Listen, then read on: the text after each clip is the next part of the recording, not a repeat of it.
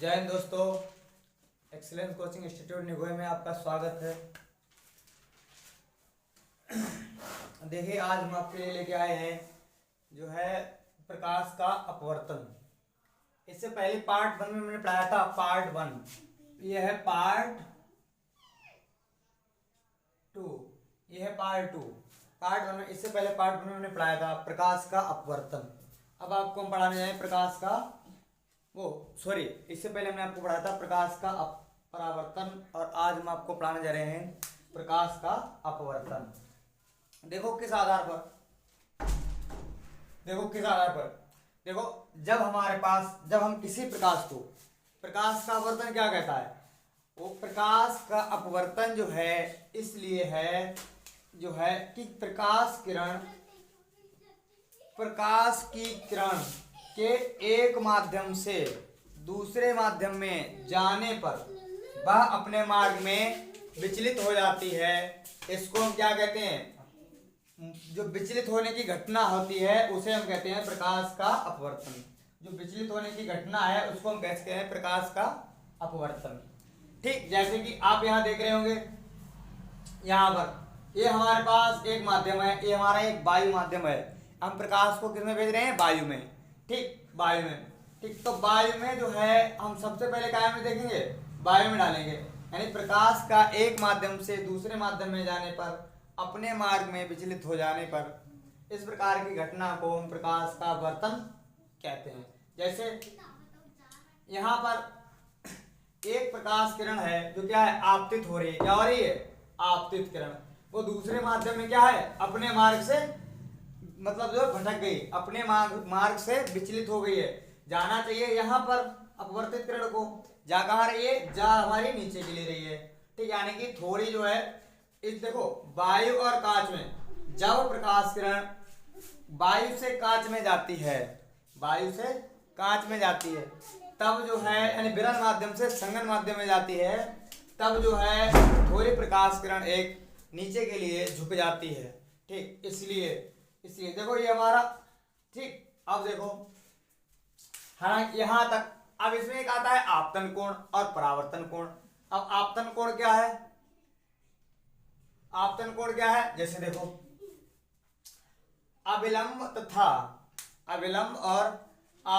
अविलंब और आपतन बिंदु के बीच बने कोण को हम अपवर्तन कोण।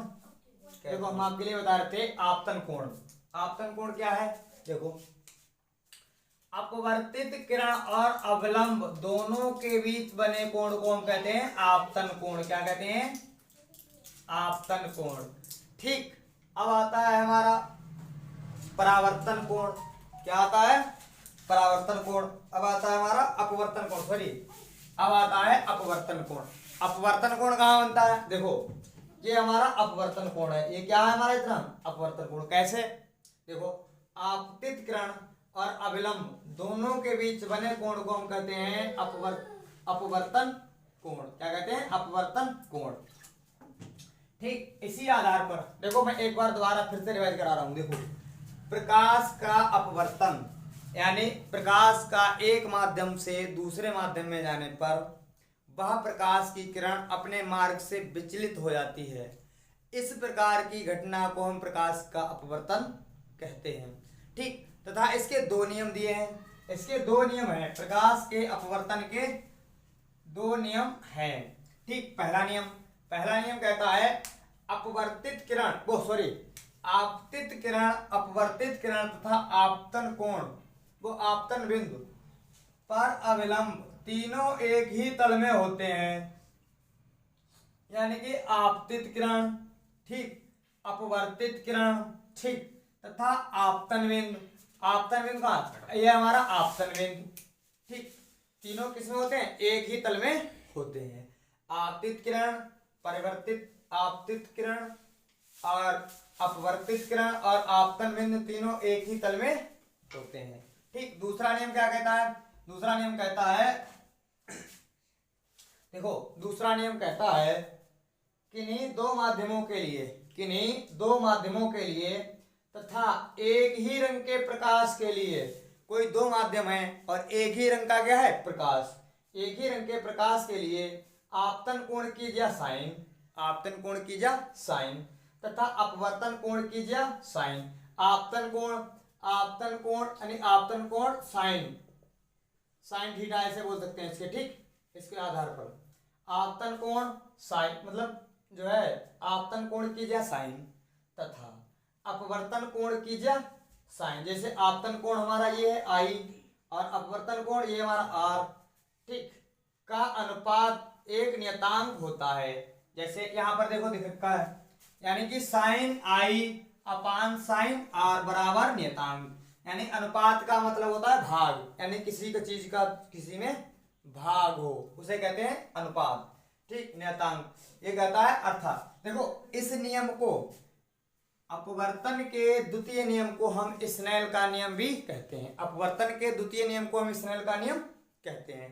जैसे देखो बोर्ड एग्जाम में ये तुम्हारा कभी कभी जो है 1 नंबर का आ जाता है, 1 नंबर का इतना आता है, देखो इतना आता है। वो पूछ लेता है कि स्नेल का नियम बताइए, ठीक। 4 ऑप्शन दिए होते हैं, 4, उन ऑप्शन में आपको एक चूज करना होता है। पहला जैसे ऐसा वाला होगा वो हमारा करेक्ट होगा, बकाया सब हमारे कैसे होंगे, रॉन्ग आंसर होंगे, ठीक। वो आपको देखना पड़ेगा, ठीक, जैसा पेपर में आता है उसी आधार पर आपको देखना पड़ेगा। यहाँ तो इसको वैसे भी देखो 1 नंबर का लिखने को भी आ जाता है। अगर वहां पर एक कोई क्वेश्चन आया था कि स्नेल का नियम लिखो, तो अब हमें जब अपवर्तन का द्वितीय नियम पता ही नहीं होगा तो हम कहाँ से लिखेंगे, इसलिए हमने यहाँ पर लिख दिया है। जो इस नियम को हम स्नेल का नियम भी कहते हैं, ठीक। देखो एक बार फिर से करा रहा हूं, किन्हीं 2 माध्यमों के लिए एक ही रंग के प्रकाश के लिए आपतन कोण कीजिए साइन तथा अपवर्तन कोण कीजिए साइन का अनुपात एक नियतांक होता है। क्या होता है, एक नियतांक होता है। अर्थात साइन आई पान साइन आर बराबर नियतांक, इसे हम स्नेल का नियम भी कहते हैं। देखो अब देखो प्रकाश की चाल अलग अलग माध्यमों में अलग अलग होती है, अलग अलग माध्यमों में अलग अलग होती है। देखो हमने यहाँ पर लिख रखा है, ठीक है।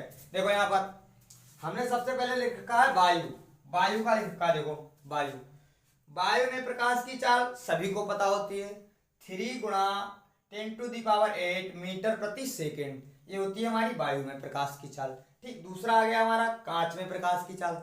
अब जब हमारा वायु जो है कांच की अपेक्षा बहती है, ठीक, कांच हमारी क्या है, मतलब बहने वाली नहीं है, इसीलिए क्या इसमें हमारी जो है प्रकाश की चाल कैसी हो जाएगी, कम। कितनी कम होगी, 2 गुणा 10⁸ मीटर प्रति सेकेंड उसका। इसी आधार पानी पे भी होती है, पानी में प्रकाश की चाल होती है 2.25 गुणा 10⁸ मीटर प्रति सेकेंड, ठीक है। इसी आधार पर देखो, इसी आधार पर जो है